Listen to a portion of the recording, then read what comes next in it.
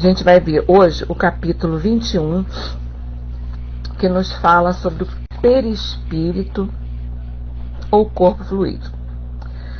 A gente sabe, né? Tá lá no Livro dos Espíritos, nas perguntas, deixa eu ver aqui,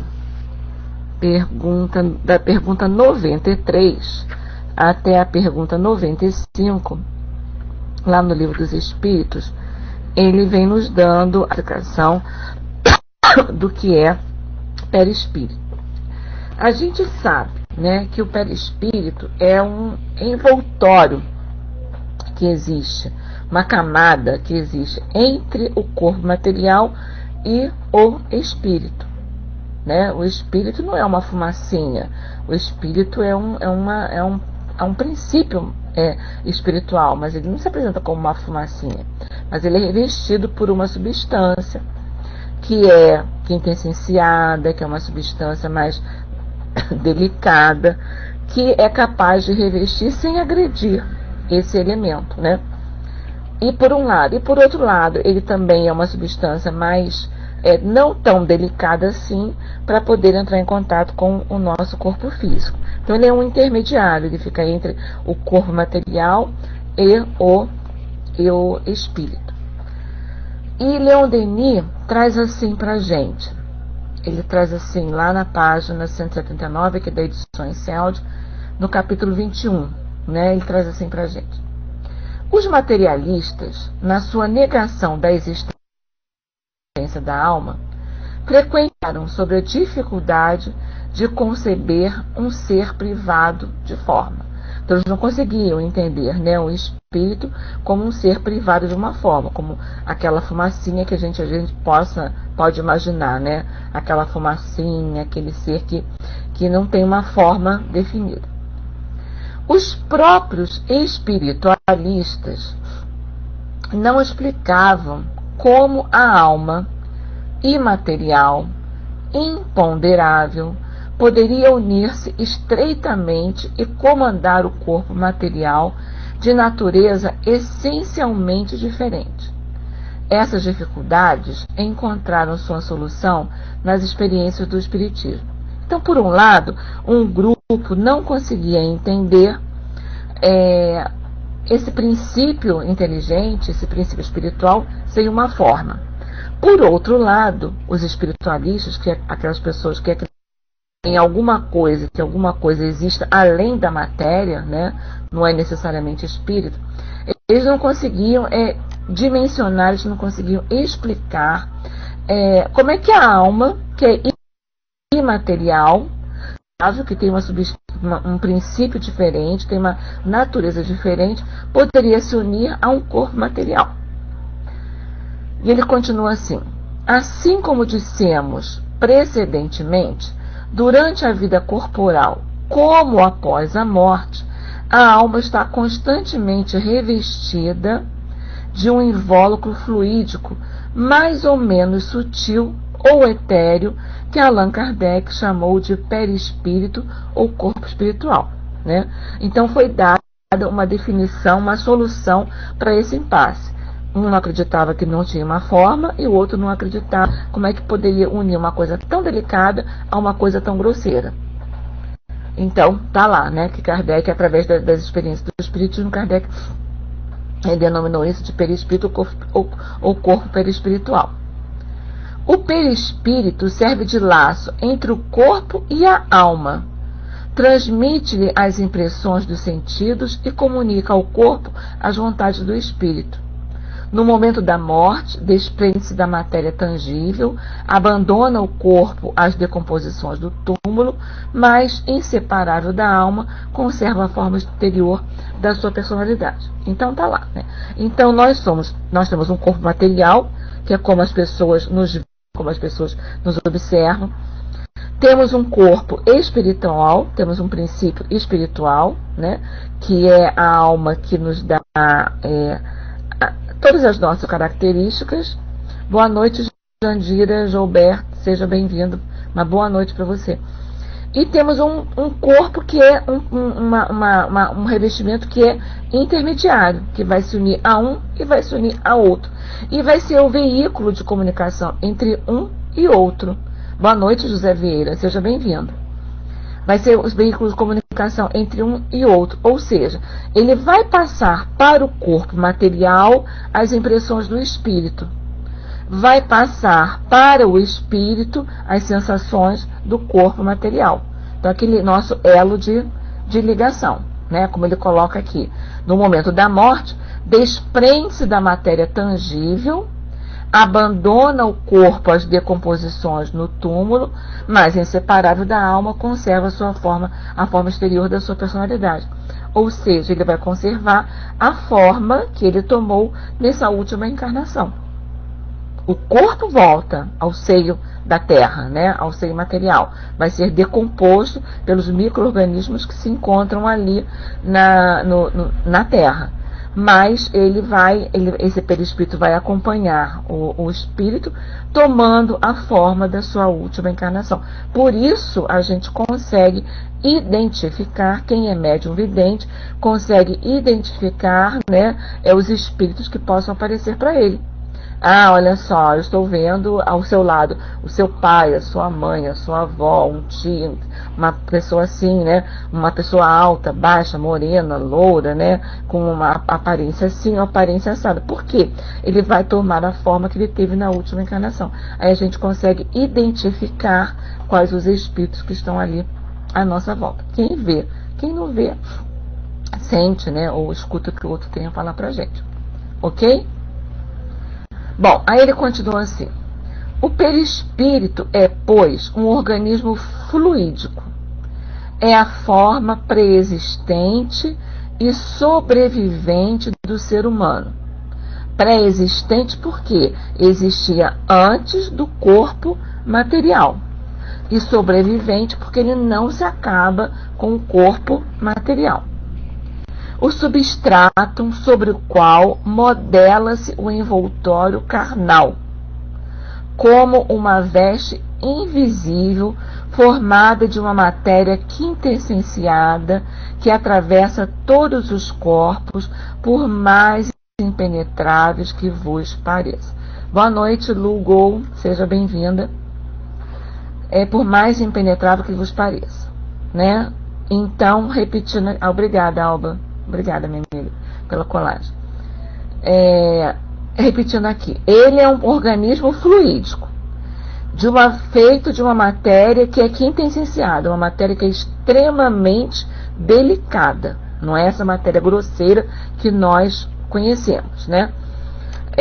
Ele atravessa todos os corpos, por mais impenetráveis que vos pareçam. Ok? Aí ele continua assim. A matéria grosseira, incessantemente renovada pela circulação vital, não é a parte estável e permanente do homem.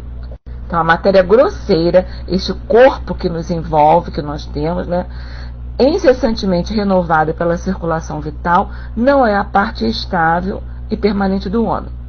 É o perispírito que assegura a manutenção da estrutura humana e dos laços da fisionomia.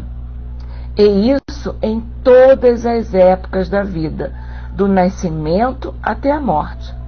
Faz um papel de um molde compreensível e expansível sobre o qual a matéria incorpora-se. Então, olha só, repetindo esse pedacinho aqui.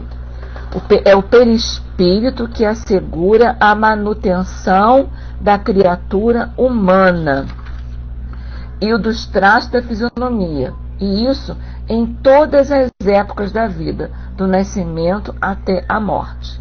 Então é ele que vai dar as nossas características, certo? E ele continua assim. Este corpo fluídico não é, todavia, imutável, ou seja, ele não é perene numa determinada forma. Ainda bem, né? Para a gente, ainda bem. Depura-se e se enobrece com a alma, segue-a através das suas encarnações incontáveis, sobe com ela os degraus da escada hierárquica, torna-se cada vez mais diáfano e brilhante para resplandecer um dia essa luz da qual falam as Bíblias antigas e os testemunhos da história referentes a algumas aparições. Olha só. Então, ele é imutável? Esse revestimento é imutável? Não. Ele vai permanecer sempre de uma determinada forma? Não. Ele vai permanecer sempre com um aspecto de matéria, com um determinado tipo de matéria? Não. Ele vai acompanhar, está lá no Livro dos Espíritos, deixa eu ver se eu acho aqui a pergunta, está aqui no Livro dos Espíritos, eu não sei se foi nessa parte que eu separei ou não, que diz assim, Kardec pergunta assim aos Espíritos, o Espírito propriamente dito está descoberto ou, como alguns o pretendem, encontra-se envolto numa substância qualquer? Ou seja, ele está sem nada ou está encoberto por alguma coisa?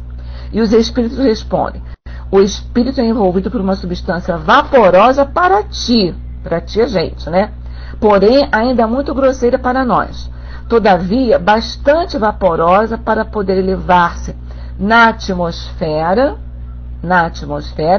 e transportar-se para onde ele queira.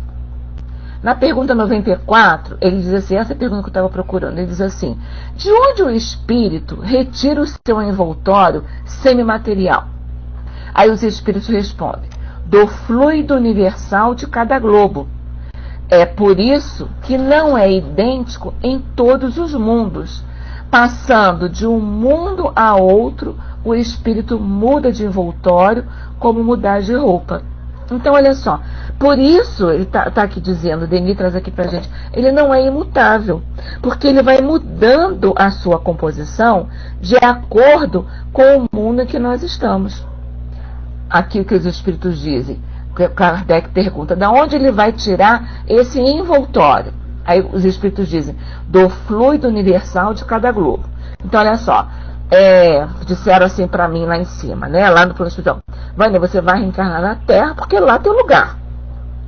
Tá, então eu vou tirar o perispírito que vai encobrir o meu espírito, eu vou tirar das condições que esse globo apresenta para mim.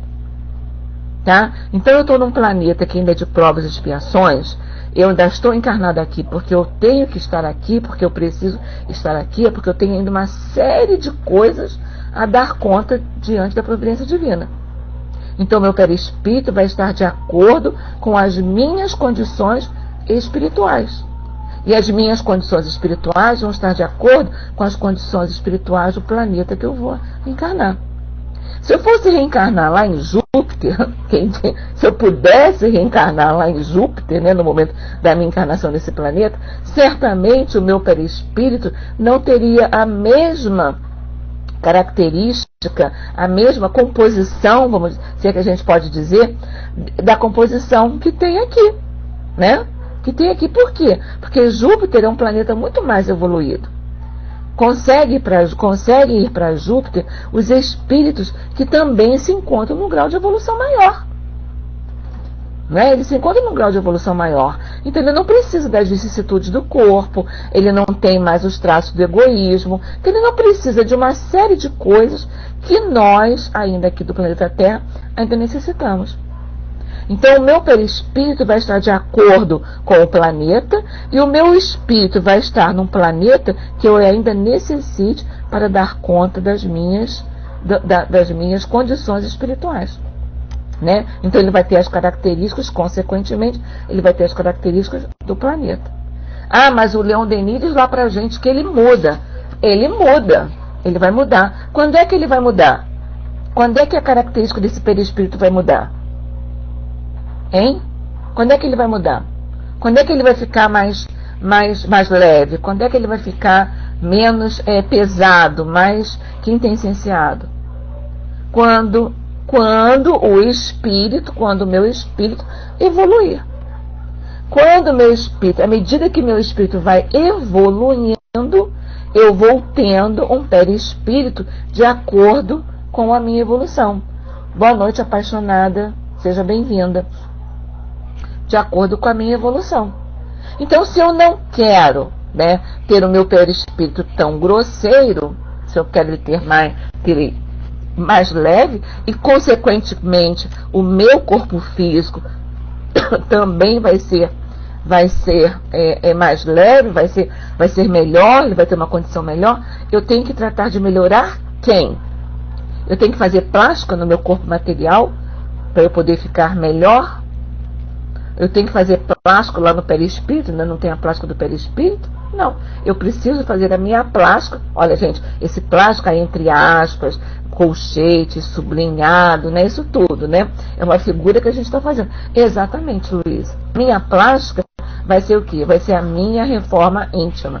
Porque na medida em que eu mudo, na medida em que eu promovo a minha reforma íntima, eu vou alterando a minha condição espiritual.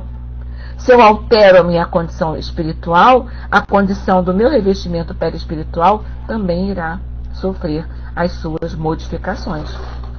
Então, o segredo está onde? Está lá no meu espírito. O perispírito, se a gente pode usar esse termo, essa comparação, né? O perispírito seria assim, uma espécie de aqui acho que ninguém lembra do mata-borrão, né? Daquela época que a gente usava caneta com tinta, aquela caneta tinta, né? Que a gente pegava a caneta lá do tinteiro para escrever. E às vezes quando a gente borrava, a gente pegava o mata-borrão e colocava para poder absorver. Lembra, apaixonada? É porque a gente é experiente, né? Apaixonado. Boa noite, doutor Tiburcio, seja bem-vindo. A gente pegava lá o mata-borrão para poder tirar o excesso da tinta, não é verdade? Então o perispírito, ele seria mais ou menos isso. Ele vai ter a característica que o espírito tem. E, consequentemente, ele vai passar para o corpo material essas características. Aí eu tenho, né, como eu estava falando, que a Regina estava perguntando no início se eu estava resfriada. Não, eu estou no processo de alergia, né? Eu tenho um processo de alergia espiritual aí, de alergia respiratória, né? Então eu tenho rinite, eu tenho sinusite, eu tenho desvio de septo, eu tenho não sei o que, eu tenho não sei o que lá. Toda essa área respiratória é uma área assim complicada para mim, né? Eu tenho todos os ites nessa área respiratória. Então, se eu tenho todos os ites nessa área respiratória, exatamente, todos os ites. Se eu tenho esses ites na parte respiratória, não é à toa. Eu tenho condições no ambiente que facilitam essa condição? Sim, né? Mas não é à toa. Alguma coisa deve ter acontecido por aí. Né? Que eu sempre digo, eu não sei onde eu andei com o meu nariz nas outras encarnações minhas. Então, esse problema do meu espírito, uma coisa assim bem comum que eu estou falando, ele está passando para onde? Está passando para o meu corpo material. E assim passa, ele vai imprimir essa minha qualidade, né? Vai imprimir a minha capacidade de resistência, a minha capacidade de doação, a minha capacidade de ser fraterna, a minha capacidade de ser benevolente. Vai passar para ele tudo isso, porque ele vai ser a cópia daquilo que o meu corpo vai ser a cópia daquilo que na realidade eu sou. Tá lá. Eu preciso dar conta disso. Então tá lá. A coisa está funcionando assim, desse jeito, né? Tá funcionando desse jeito. Eu sempre digo, eu sou diabética e sou hipertensa. E certa vez, eu já devo ter falado isso aqui num congresso da Associação Espírita que eu estava participando em São Paulo. Eles vinham falando que o diabético, geralmente, a característica dos espíritos diabéticos são espíritos altamente indisciplinados. E ele precisa de alguma coisa para disciplinar o organismo dele. Certo? Então, porque ele tem uma alimentação regrada, ele tem uma atividade regrada, ele tem uma série de coisas regradas. Tem que comer na hora certa, tem que comer o que pode, não pode comer demais, não pode comer de menos. Tem toda lá uma questão. Né? Então, dizendo, são espíritos altamente disciplinados. Então, eu me vejo nisso. Eu sou indisciplinada, já não tanto quanto era, mas a minha tendência sempre foi a tendência da indisciplina. Então, se eu não quero mais isso para mim, eu tenho que vencer essa minha dificuldade. Então, eu preciso ter calma, paciência, resignação, não ficar reclamando, né? Não ficar falando coisas indevidas, porque tá lá, eu não marquei lá o meu espírito com isso, então agora eu preciso arrumar isso. Então passa para o meu corpo físico as necessidades que esse espírito tem. Ah, eu quero uma coisa melhor, então eu tenho que tratar de melhorar. É lá a nossa reforma íntima, não é verdade? E a gente vai melhorando como? Através das diversas encarnações. Sempre que eu penso nisso, me vem à mente uma coisa que minha mãe falava, que a mãe dela fazia, né? A minha mãe, se estivesse encarnada, teria feito agora 96 anos, né? Então, ela é bem idosa e a mãe dela também seria muito mais, né? Então, na infância dela, que a minha avó desencarnou, minha mãe era criança ainda, era adolescente, estava entrando na adolescência, ela dizia o seguinte, que ela fazia geleia de mocotó, né? Fazia geleia de mocotó. Eles moravam numa chácara, num sítio do avô da minha mãe. Então eles faziam geleia de mocotó. E naquela época as coisas eram feitas em casa. Nada era feito, nada era industrializado, né? E ela... Exato, né? Ela fazia geleia de mocotó. Então ela cozinhava lá os ossinhos de galinha que ela fazia, né? Não era mocotó do boi, era da galinha, que era o que o meu bisavô, no caso, criava lá, né? Então ela dizia que ela botava lá os ossinhos, né, pra cozinhar, lá do pé, coisa e tal, e deixava. Aquilo cozinhava até se dissolver. E para poder limpar depois aquela substância, para depois poder fazer a geleia, né, poder fazer lá a geleia de galinha, né, para ela poder limpar aquilo ali, a minha mãe dizia que a minha avó, ela pegava aquela mistura e jogava clara de ovos ali dentro. Na medida que ela jogava clara, o que acontecia? As impurezas daquele material que ela estava fazendo eram absorvidas pela clara, se agregavam à clara do ovo. Ela jogava a clara ali, cozinhava, né? Ela entrava, ela se cristalizava, ficava lá toda branquinha, né? Agregava aquelas substâncias impuras, aqueles ossinhos, aquelas coisas que estavam ali, então ela tirava aquilo ali. Aí depois que ela tirava aquilo, ela deixava, aquilo ali fervia, ela jogava mais clara de ovos ali dentro. E ela ia fazendo isso até que aquela substância que iria dar origem à geleia que ela queria fazer, ou à iguaria que ela queria fazer, se tornasse limpa, se tornasse com menos quantidade de impurezas ali. Então, quando ela falava isso para mim, quer dizer, ela dizia, ficava relatando, né, sobre o dia a dia dela, da infância dela, com a mãe, com o meu avô, com o bisavô, etc e tal, ela dizia como é que as coisas eram feitas. Então, quando ela falava isso para mim, quando ela contava isso, quando eu conheci a doutrina espírita e comecei a estudar, uma coisa que me veio à mente foi isso, essa comparação. Então, da mesma forma como a minha avó jogava lá, claro, para poder limpar aquela substância, eu comecei a ver isso no perispírito, né? Ele vai absorvendo do espírito aquelas impurezas e vai passando para o corpo físico essas impurezas.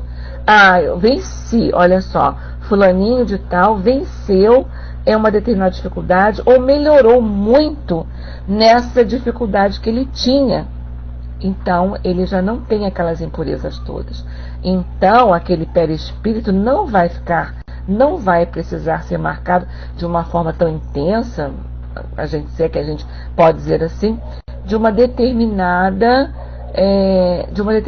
falta, né? Então, ele ia se modificando.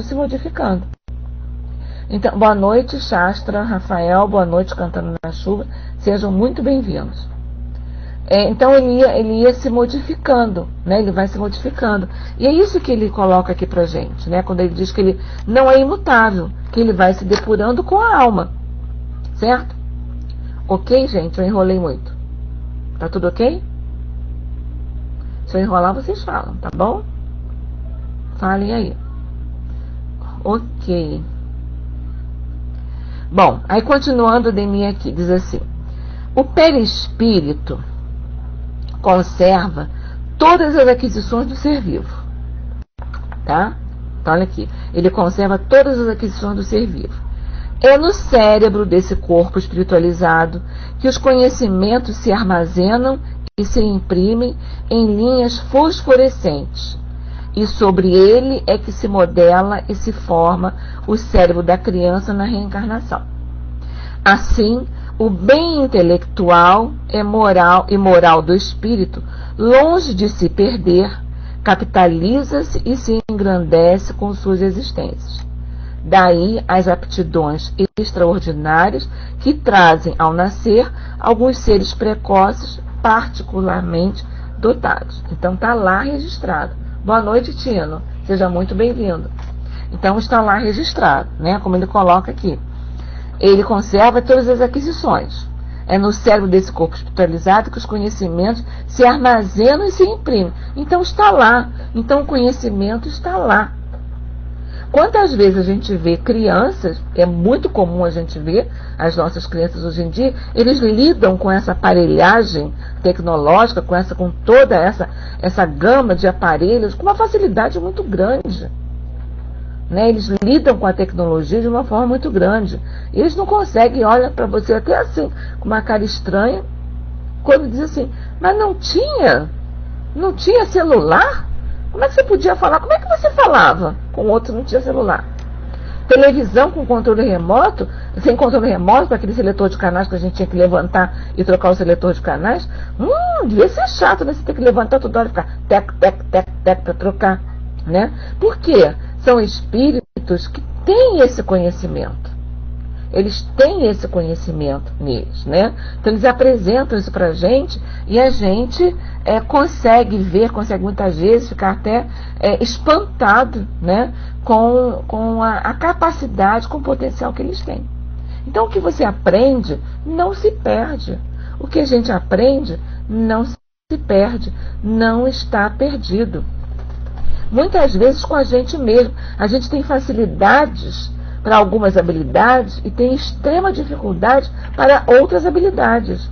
Boa noite, Sil Camargo. Seja bem-vindo. A gente tem facilidade para algumas e extrema dificuldade para outras.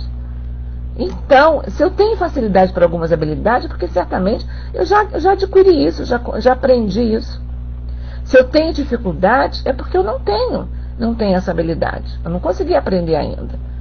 Né? E onde é que eu vou aprendendo essa variedade, essa gama de coisas diferentes? Através das minhas diferentes encarnações. Por isso, a gente não deve chegar e dizer assim, eu já estou muito velha para aprender isso. Sabe, eu já estou muito velha para aprender a mexer em computador. Eu já estou muito velha para aprender a mexer num determinado aparelho. Eu já estou muito velha para aprender um outro idioma. Eu não tenho mais capacidade para isso? A gente tem capacidade sim. A gente tem condições sim. Entende? Então a gente não deve limitar. Você está olhando o corpo físico, mas você não está olhando a tua realidade espiritual. Então se eu tenho a possibilidade de aprender alguma coisa, por que não aprender? Eu vou estar enriquecendo o meu patrimônio espiritual com aquilo que eu estou aprendendo. Se vocês podem pegar lá o livro André Luiz, que a gente estuda às quintas-feiras, às 9h30 da noite, aqui na Sala Espiritismo Net Brasil. A gente está estudando no Mundo Maior, e há um capítulo que até a gente está estudando, ele vem estudando o cérebro. Ele vem falando justamente sobre isso. Né?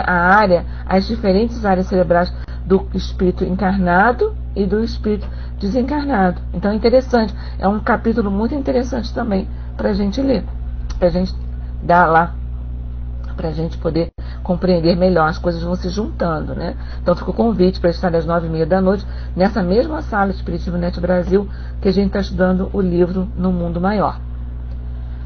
Bom, aí continua o Denis assim: a elevação dos sentimentos, a pureza da vida, os impulsos para o bem e o ideal, as provas e os sofrimentos, pacientemente suportadas, depuram cada vez mais o perispírito, estendendo, multiplicando as vibrações. Como uma ação química, eles consomem as partículas grosseiras e deixam subsistir apenas as mais sutis e as mais delicadas. Então é a tal plástica que a gente precisa, né? Não é a plástica do corpo material, é a tal plástica lá do corpo espiritual. É a nossa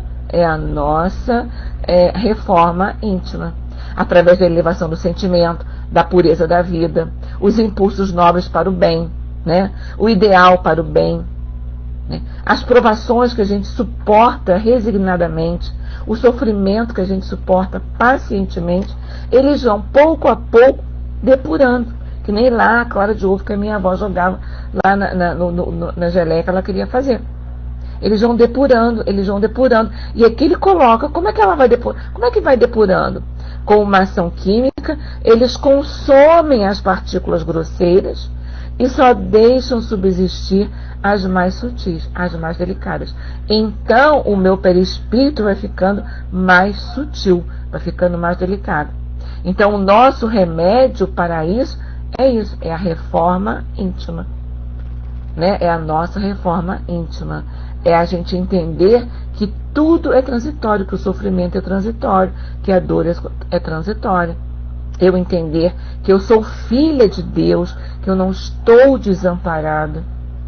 Né? Às vezes a gente passa por situações difíceis na vida da gente, a gente se pergunta, mas onde está Deus que não me acode? Onde está Deus que não me ouve? Né? Então eu tenho que entender que eu sou filha de Deus, sim. Eu estou amparada, sim. A minha dificuldade é a dificuldade que eu preciso ultrapassar. É a parte que me toca nessa criação. Mas eu não estou desamparada por causa disso. Eu estou amparada por Deus para que eu possa suportar essa minha dificuldade com mais resignação. Mas muitas vezes a gente não pensa assim.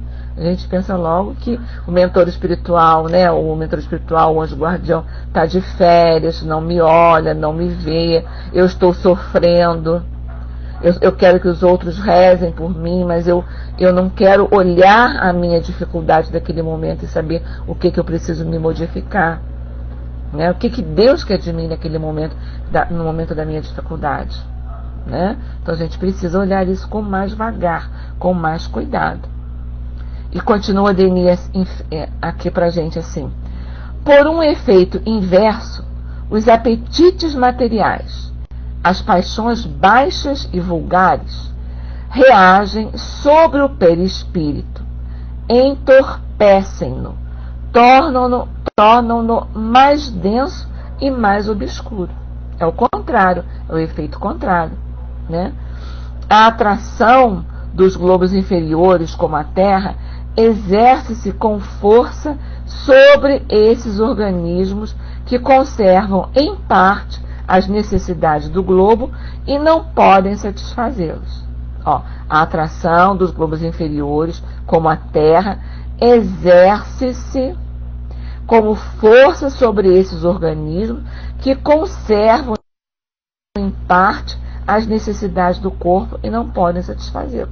Daí eu preciso reencarnar. Mas eu queria estar em Marte, eu queria estar lá em Júpiter. Por que eu estou na Terra? Eu queria estar lá em Júpiter.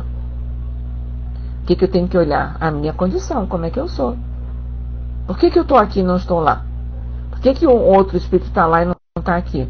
Porque certamente ele trabalhou todas essas questões que às vezes eu tenho preguiça, às vezes eu não consigo, eu tenho boa vontade, mas eu não consigo. Como Denis mesmo fala, né? O meu querer é morno, a minha vontade é morna, né? Então eu preciso atinar mais para isso. Eu preciso me olhar isso com uma facilidade, com uma frequência maior, com uma honestidade, com uma transparência maior, né? Aí ele continua assim: as encarnações dos espíritos que estão carregadas delas, quer dizer, dessas vibrações grosseiras, né, sucedem-se rapidamente, até que o progresso, através do sofrimento, venha atenuar suas paixões, subtraí-la às influências terrestres e abrir-lhes o acesso a mundos melhores. Ou seja, através das minhas encarnações, das dificuldades, que podem ser sofrimento ou não, eu vou tentando melhorar essa minha condição espiritual. E ele continua: uma correlação estreita religa os três elementos constitutivos do ser. Quanto mais elevado é o espírito, mais sutil é o perispírito. Leve, brilhante, mais o corpo está isento das paixões. Olha só. Quanto mais é elevado o espírito, mais sutil é o perispírito. Ele é consequência do espírito, né? Mais sutil é o perispírito. Ele é mais leve e mais brilhante. Mais o corpo está isento das paixões, moderado nos seus apetites e nos seus desejos. Né? Boa noite, Zeli Carneiro. Seja bem-vindo. Ok? Então, quanto mais elevado é o espírito, mais sutil é o perispírito e as consequências desse corpo também, tá? Das paixões e dos desejos que acometem esse corpo material. A nobreza e a dignidade da alma recaem sobre o perispírito, que elas tornam mais harmonioso das suas formas e mais etéreo. Recaem até sobre o próprio corpo. A face, então, se ilumina com o reflexo de uma flama interior. Olha que bonito, gente. A nobreza e dignidade da alma, lá daquele espírito que está evoluído, que está mais evoluído, recaem sobre o perispírito, né? O espírito evoluiu. É um espírito do bem, né? Ele evoluiu. Então, a sua característica vai recair sobre o perispírito, que elas tornam mais harmonioso de formas e mais etéreo, né? O perispírito melhorou. Recaem até sobre o próprio corpo. A face, então, se ilumina com o reflexo de uma flama interior. É uma pessoa que vive em paz. Boa noite, Zeca. 43, seja muito lindo. É uma pessoa que vive em paz. Como Jesus, Luiz. Muito bem colocado, como Jesus. A gente olha, quando a gente olha, a gente preste atenção, vamos prestar atenção na fisionomia de uma pessoa que vive em paz. Que ela tem paz. Ela está constantemente em paz. A fisionomia dela é uma. Ainda trazendo aqui para o nosso planetinha aqui. Quando a gente olha para a fisionomia de uma pessoa que vive atormentada, a fisionomia dela é outra. Né? O que ela está ali deixando transparecer? A sua condição interna. A sua condição interna. Boa noite, Joel. Seja bem-vindo. Está transparecendo ali a sua condição interna. Se eu vivo em paz, a minha face o meu rosto, minha fisionomia, vai transparecer paz. Agora, se eu estou atormentada, ela também vai transparecer uma fisionomia atormentada. Não é verdade? É essa a condição. E Denis continua assim para a gente. É através dos fluidos mais ou menos sutis que o perispírito se comunica com a alma e se religa ao corpo. Esses fluidos, embora invisíveis, são vínculos poderosos que o acorrenta à matéria do nascimento até a morte e mesmo para os sensuais até a dissolução do organismo. A agonia representa para nós a soma de esforços realizados pelo perispírito para se desligar dos laços carnais. O fluido vital, do qual o perispírito é a fonte, representa um papel considerável na economia. Sua existência, seu modo de ação, podem explicar muitos problemas patológicos. Olha aí as nossas patologias, né? As nossas complicaçõezinhas, né? Sua existência, seu modo de ação podem explicar muitos problemas patológicos. Ao mesmo tempo, agente de transmissão das sensações externas e impressões íntimas é comparável ao fio telegráfico que percorre uma corrente dupla. Então, ele leva as impressões do corpo lá para o espírito e do espírito para o corpo. A existência do perispírito era conhecida dos antigos. Sob os nomes de Oxema e de Feroer, não sei se a pronúncia é essa, os filósofos gregos e orientais designavam um envoltório da alma lúcido, etéreo e perfumado. Tá? Segundo os persas, quando chega a hora da encarnação, o feroer, não sei se é assim que se fala, não conheço o idioma francês, o feroer atrai e condensa em torno de si as moléculas materiais necessárias à constituição do corpo. Depois dele, as restitui aos elementos através da morte, para retornar em outros meios novos envoltórios carnais.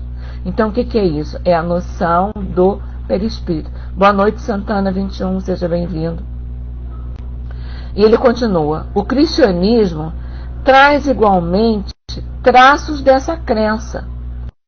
São Paulo, na primeira epístola aos Coríntios, exprime-se nesses termos: o homem é colocado na terra,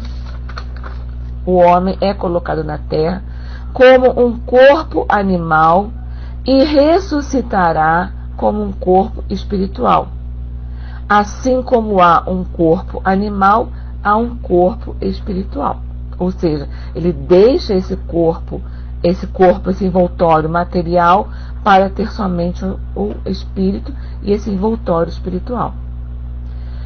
Embora a existência do perispírito tenha sido afirmada em diversas épocas, cabia ao espiritismo determinar a natureza e o papel exato.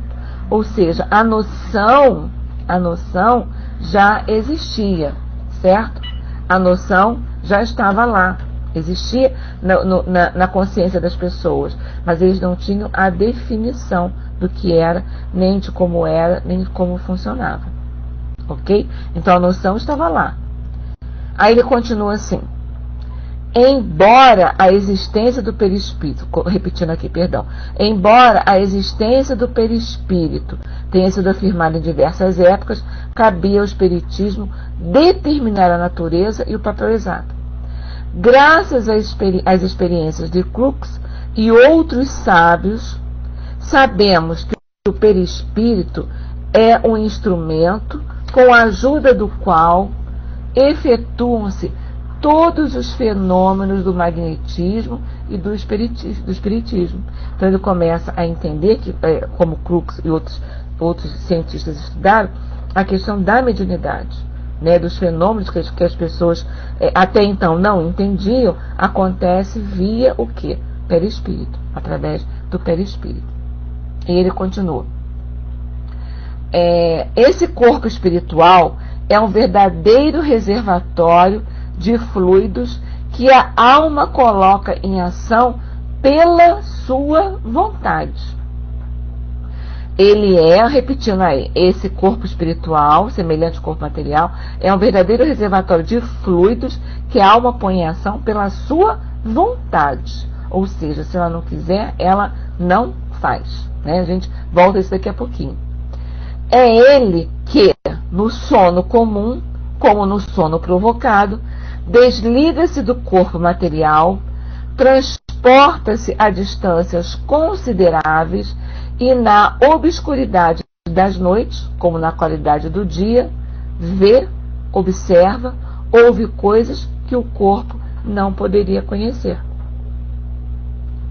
E ele continua: o perispírito tem seus sentidos análogos aos do corpo, mas de uma potência superior. Ele vê através da luz espiritual, diferente da luz dos astros, e que os sentidos materiais não podem perceber, embora esteja espalhada em todo o universo. Eu estou cercada por uma série de situações que os meus olhos materiais não conseguem perceber.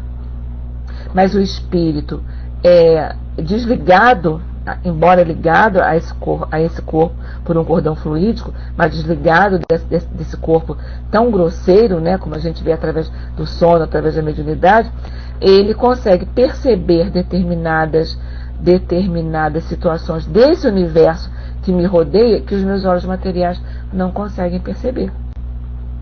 E como ele diz lá, ele coloca em ação, o organismo espiritual coloca em ação pela ação da vontade. Então a vontade do meu espírito vai me conduzir a isso. Vai desencadear determinadas situações em que eu possa modificar essa minha constituição espiritual. É pela minha vontade. Eu vou melhorar, né? Eu vou melhorar essas condições através da minha vontade. É pela vontade que eu venço as minhas dificuldades. É pela vontade firme, pela vontade sincera, pelo aquele desejo sincero. Não é a vontade morna. É aquele eu quero, sabe? Eu quero tanto me modificar, mas eu quero de preferência que alguém faça isso por mim. Eu quero tentar ser uma pessoa mais fraterna, mas eu quero de preferência que alguém exerça essa fraternidade. Né? Eu quero poder ajudar o meu próximo, mas eu quero também que eu apareça na ajuda do meu próximo, do meu semelhante. Né? Eu não consigo entender muito bem, não saiba a vossa mão esquerda o que dê a vossa mão direita, ou vice-versa, a mão direita o que dê a vossa mão esquerda, perdão. Certo? Eu quero, mas o que é isso? Isso é o meu orgulho, é a minha vaidade, que vai influenciar as condições desse perispírito e que vai, consequentemente, influenciar as condições do corpo e do planeta que eu vivo. Né? Então a gente anda, olha para cá, olha para lá, estuda aqui, lê ali, vê acolá, mas o segredo de tudo está onde? Na nossa reforma íntima, na nossa reforma interior. Para que eu tenha acesso a esse mundo que é infinitamente melhor, que é infinitamente mais promissor do que esse mundo que eu posso estar vivendo segundo as minhas concepções.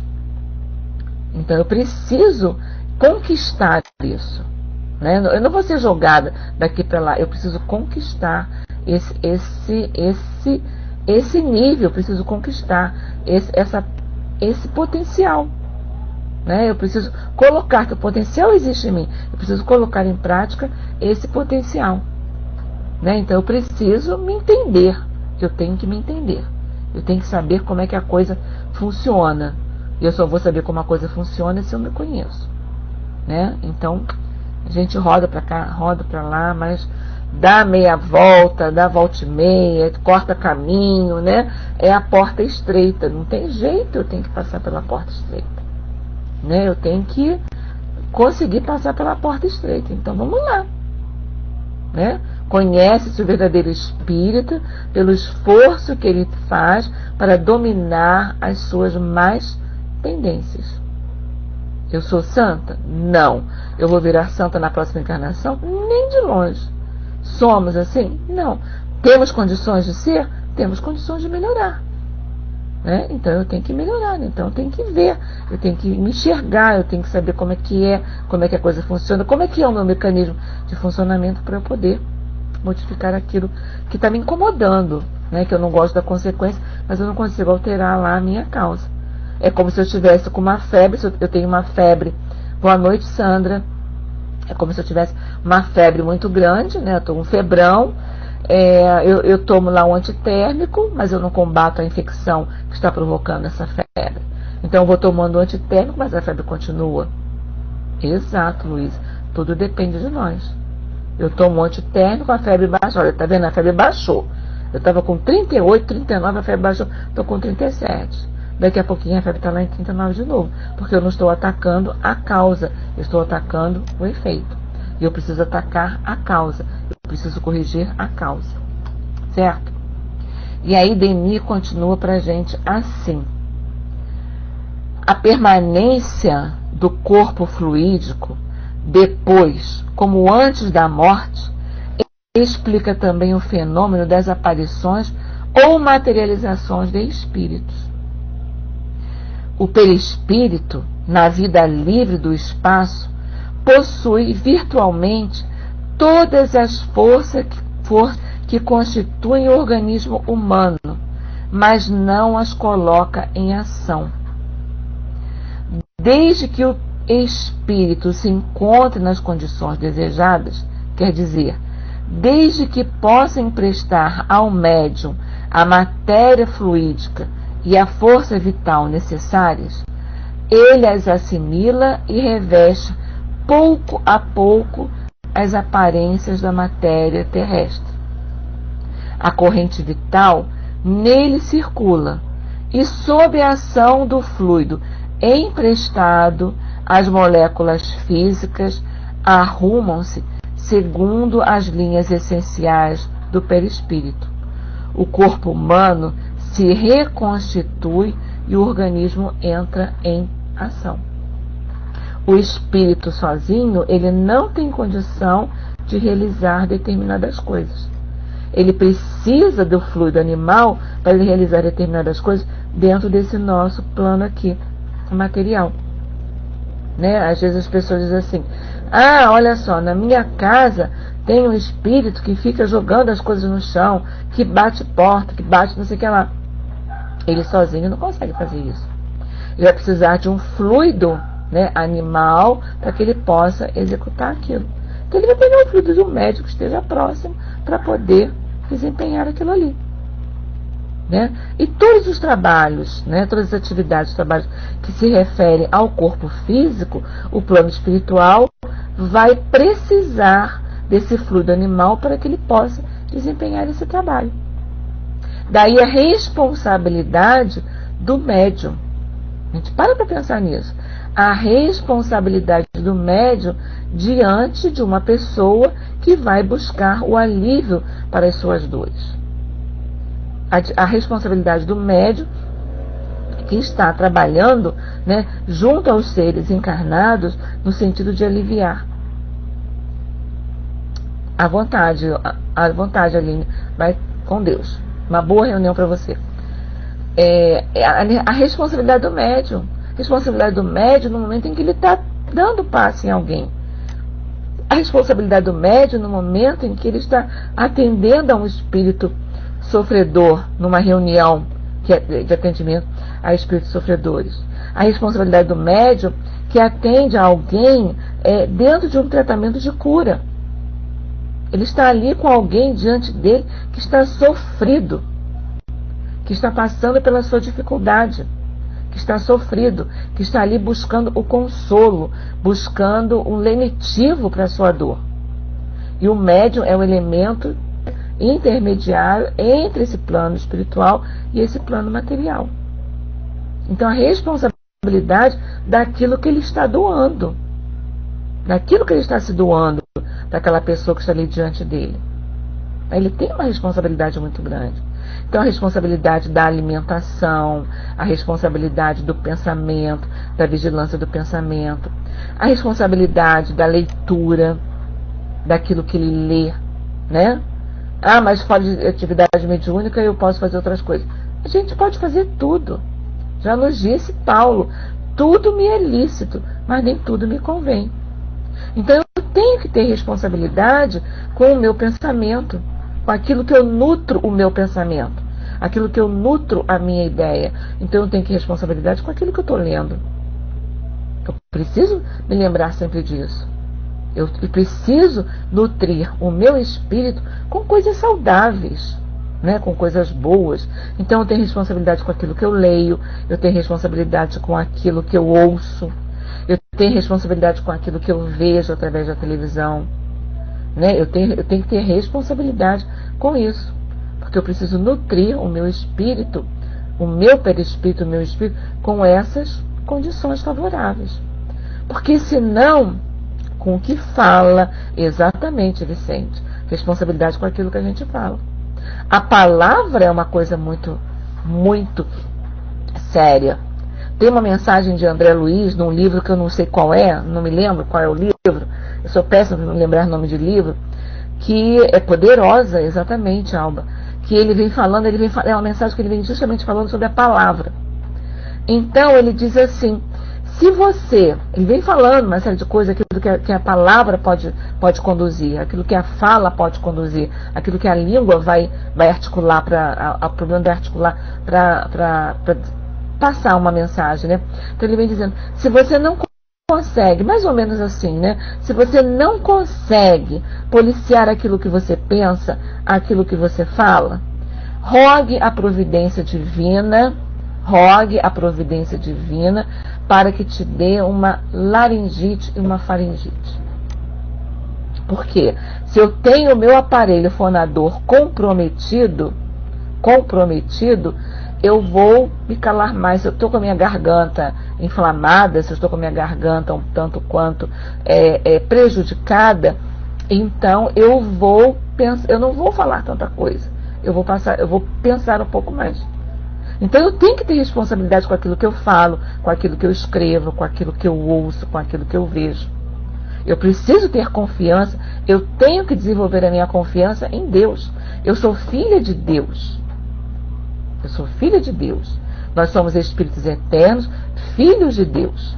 Eu sou amparada por Deus, mas eu tenho que fazer a parte que me cabe. Né? Eu tenho que fazer a parte que me cabe. Então eu preciso nutrir o meu espírito com coisas positivas. Eu preciso nutrir o meu espírito com coisas boas, para que eu possa transmitir coisas boas também. Para que eu possa desenvolver a minha palavra, que seja a minha palavra uma palavra que edifica, uma palavra que consola, uma palavra que esclarece, uma palavra que abriga, e não uma palavra que acusa, uma palavra que aponta o erro. Eu preciso ter uma palavra resignada, uma palavra consoladora, né? Então eu preciso de me nutrir com elementos dessa gama para que eu possa passar a minha mensagem, né? E aí Leon Denis coloca aqui pra gente: desde que o espírito possa emprestar ao médium a matéria fluídica e a força vital necessárias, ele as assimila e reveste pouco a pouco a aparência da matéria terrestre. A corrente vital nele circula e, sob a ação do fluido emprestado, as moléculas físicas arrumam-se segundo as linhas essenciais do perispírito, o corpo humano se reconstitui e o organismo entra em função. E ele continua: as fotografias e as moldagens nos mostram que esse corpo reconstituído é idêntico àquele que o espírito animava na Terra. Mas essa vida só pode ser temporária e fugidia, sendo anormal, e os elementos que a produziram, depois de uma curta associação, retornam às suas respectivas fontes, porque não é a vida verdadeira, né? Ele está moldando alguma coisa, mas não é isso, não é verdade? Então que a gente fique com essa mensagem de Denis, com essa mensagem de Leon Denis, que nos mostra a responsabilidade daquilo que a gente vê, a responsabilidade daquilo que a gente ouve, a responsabilidade daquilo que a gente escolhe, porque a gente não pode esquecer, é escolha nossa. O que eu vejo, o que eu ouço, o que eu associo é responsabilidade nossa. E se eu quero uma condição de vida melhor nas minhas próximas encarnações, então eu preciso trabalhar a minha reforma íntima.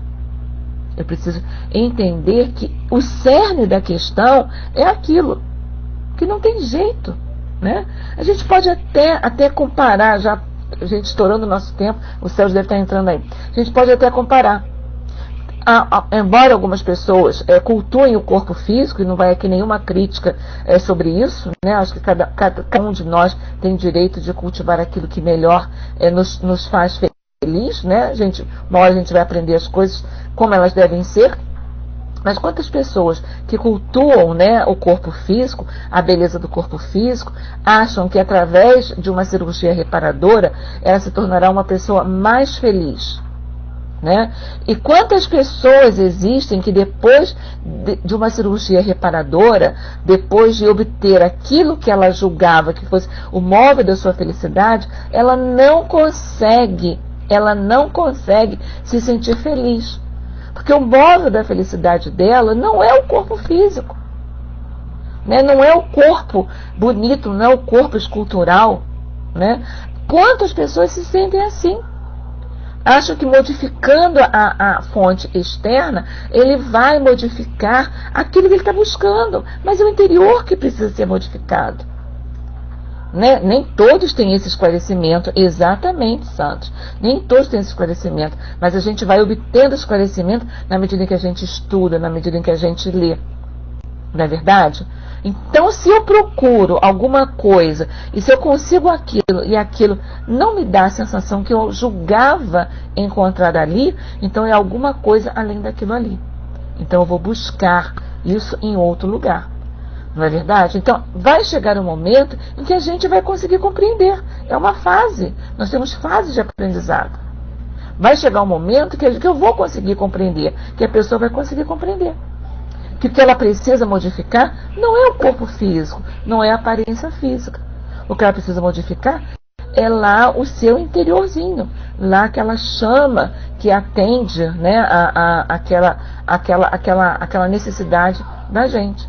Então a gente precisa buscar isso, né? Então a gente precisa olhar de frente as nossas dificuldades, não é deixá-las adormecidas, olhar de frente as nossas dificuldades, olhar de frente as vicissitudes que a gente passa e pensar assim, o que Deus quer de mim nesse momento? E lembrar, acima de tudo, que eu sou filha de Deus. Somos filhos de Deus. Estamos amparados por Deus. Então eu não estou sozinha, não estamos a sós nessa empreitada. Nenhuma das minhas ovelhas se perderá. Não estamos a sós nessa empreitada. Estamos amparados, amorosamente amparados, amorosamente envolvidos, para que a gente para que a gente consiga dar conta das nossas dificuldades. Mas a dificuldade é nossa. Então o trabalho é nosso. O amparo eu tenho, a asa eu tenho, mas o trabalho é meu. Então eu não vou conseguir passar para outro um trabalho que é meu. Ok, gente?